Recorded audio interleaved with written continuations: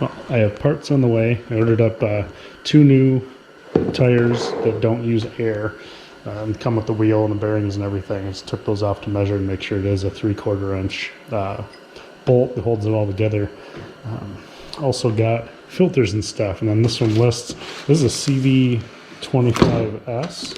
This says CH and CV25 to 27. So I don't know why it's bigger. Probably that's why it got returned by somebody else. They probably bought one and realized it wasn't the right size. So I don't think it's gonna fit. Well, we'll look and see how it seals on there. I think we're just gonna have to return it. I got a battery that I put over on the tender just to make sure it's topped off before we put it in place. You know, light's already green, so that one's charged up, and a seat. So 120 bucks for that guy, and it's a suspension seat, so I hope it fits well. It says it's 23 inches wide, but I think that's at the armrests, and hopefully they'll stick over the controls. We'll find out. If it doesn't, then might have to return that too. We'll see soon enough.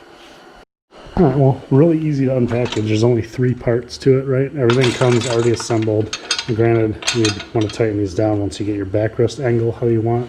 Yeah, so see, reservoir's in the way a bit. Now, I wonder what that looks like underneath. Oh, so there's lots of clearance. As if I did put a hole in that, I could just drill a big hole and put the plate further back. Because I think we're going to do like a simulate here and figure out how far forward we need to be. Let me get this battery out of the way. Okay, seeing as I'm fairly certain we want this as low as possible, just because of the leg room, right? If we were setting up nice and high, these would hit our knees. So what I did is put it to the full rearward position so that it's touching. And I believe where these bolts are now, that should be, there's a couple holes, but that looks like as far forward as it tilts. So this is as far back as I'll really get the seat with it tilted all the way forward. Makes sense to me. We can always drill new holes, because really all that's going to happen is we're going to be drilling 4 holes to put the base down, and we'll be drilling 1 hole to get the hydraulic fluid reservoir sticking up inside of this little hump. Because that'll all clear. So what we need to do is our best estimate of where the front line of this is going to be, so I can figure out where to drill that hole. Then we can set it in place, make sure it's centered, drill our other holes, and move on.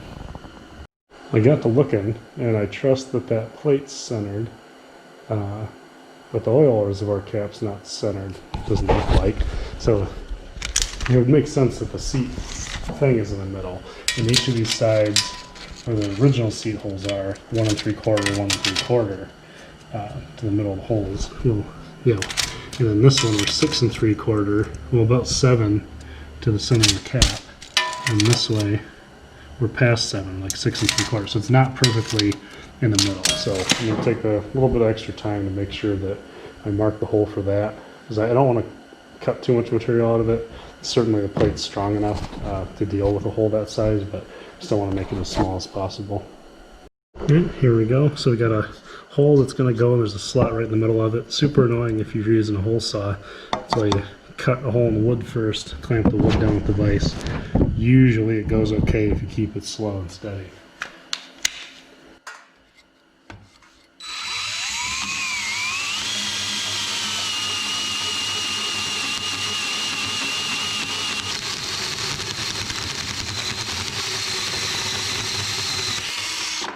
Nice.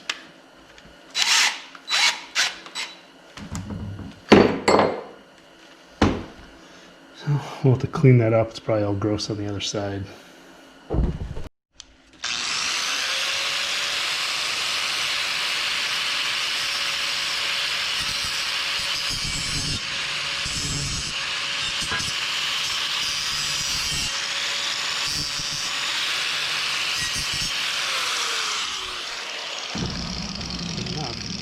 See how it fits. I was kind of plan no return. We're not returning the seat now, right? But yeah, that's perfect. So now we'll make sure this is equal on all sides, nice and square. Mark out probably the bigger of the bunch. And we could even do 6. We could do 2, 4, 6. I got plenty of bolts laying around. There's no reason not to do 6. Let's see how well these holes even line up. Go like that. Oh, they're pretty good. I think they'll be fine.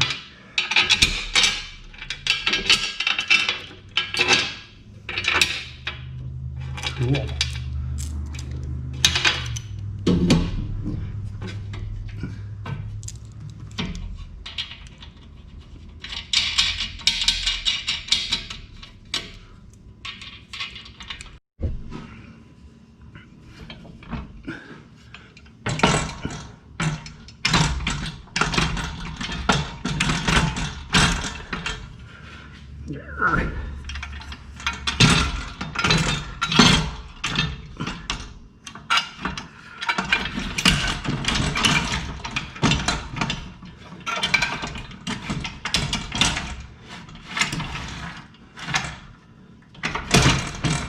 Okay, somewhere kind of close to the middle part.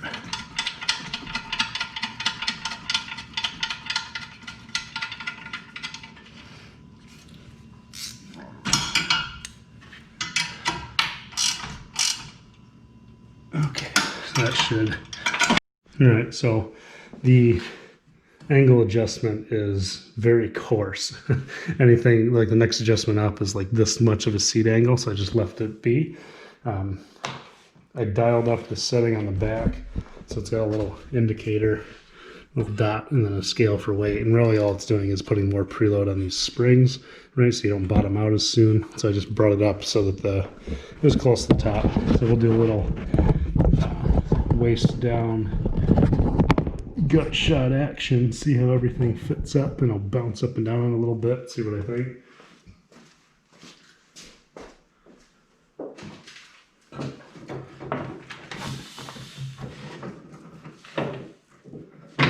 Oh, that's a lot of preload. Didn't go down nearly as far as I thought. Well,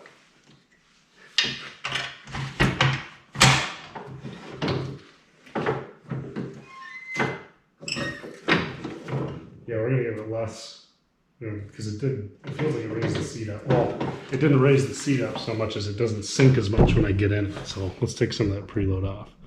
Okay, I'll have a redo that's about halfway between the settings, which I think is for like 185, which I'm not 185, but that's okay.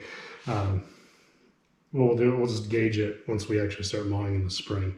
If we find that I'm bottoming the seat out a lot and it's uncomfortable, we'll bump it back up and have the handles be near our knees. I think additionally, it's relatively simple to expand these. You just need another plate and I can bring these up higher. So there's a lot of things that we can do to customize it for our own needs.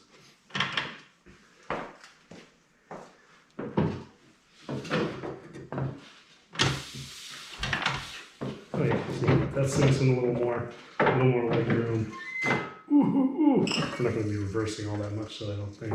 So far, so good. Got a seat, and it actually kind of looks like it's supposed to be that way. It doesn't look out of place. It might be a little tiny bit taller than the original seat, but I didn't buy any wild colors. They had a yellow one, but I was like, no, then it'll look too much like it's trying to be a John Deere when it's not, and you don't want to step on people's toes, right? That's fighting words in some places. So, yeah, let's see. So fuel filters, I'll wait and do those another day. So really we're just waiting on parts. We got wheels coming from one source, and then our other place has a right side fuel tank, a PTO switch, and an ignition switch. So that'll be the end of it. Oh, the battery. I'll leave the battery on the tender until we're actually going to start it again. I feel like that's smart.